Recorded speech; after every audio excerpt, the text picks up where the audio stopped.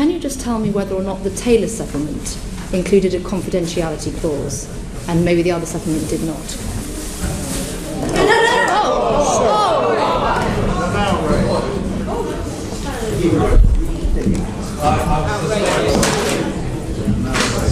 The sitting is suspended for 10 minutes. Okay, let's have some facts, Jonathan. What actually happened? Well, Richard, Louise Mensch was the last member of the committee to begin her questioning. I was sitting in the front row, directly behind and slightly to the left of Rupert Murdoch, when suddenly someone from the back, a member of the public wearing canvas trousers and a checked shirt, walked to the front with a bag, pulled out a polystyrene plate with what seems to be shaving foam, splattered it into the face of Rupert Murdoch. Wendy Murdoch, Rupert Murdoch's wife, jumped up immediately to his defense to try and beat back the person who had just thrown this plate with foam on it into Rupert Murdoch's face. The man, as soon as he had thrown the plate with foam on it, said, "You are a greedy billionaire." The foam fell around. It appears to be shaving foam. Some of it fell on me.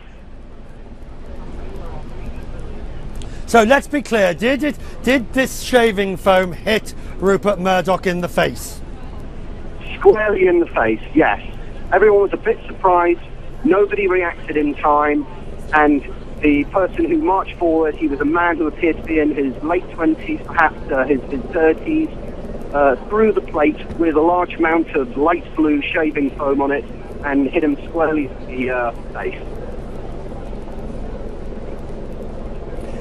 And Rupert Murdoch's wife, you say, was there, and the woman in the pink was there, and we can see as these pictures that we're showing now, Mrs. Murdoch leaping from her seat.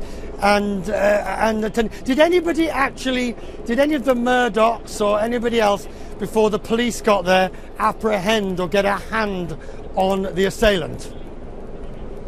Not really. He was given a pretty clear line in which to throw the plate and the foam on it into his face. There was one policeman who tried to wrestle him away as soon as he had thrown it.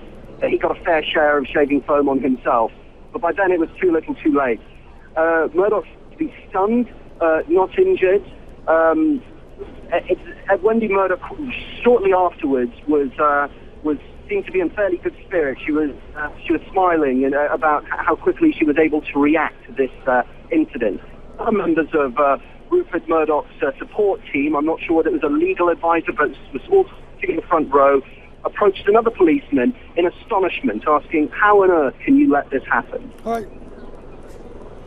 Okay, all right. So the question begs the question: why now? This thing's been going for 2.5 hours. Frankly, there have been moments when one, could almost have fallen asleep listening to the backward and forwardness and the answers. So, why? Any indication why, at this point in the proceedings, this chap decided to interrupt and cause the disturbance?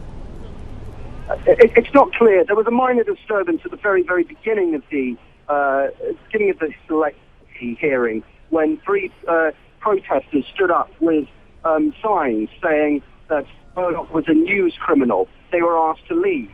So perhaps they could have waited. So there was no clear indication as to why this person who threw this plate of foam into I'm interrupting you there, Jonathan. So that I can just describe. To see the pictures we are showing now, just sorry to interrupt you, but these are CNN pictures of the man who has been arrested and the foam being wiped off his face. This is all taking place at a place called Portcullis House, which is just about, 100 yards or so, 150 yards from where I'm standing at Abingdon Green. As you say, a man in a checked shirt. I suppose the questions will be asked how he got what he got into the room, won't it, Jonathan? Well, the security here is designed to ensure that serious weapons and other more obviously threatening objects don't make their way through.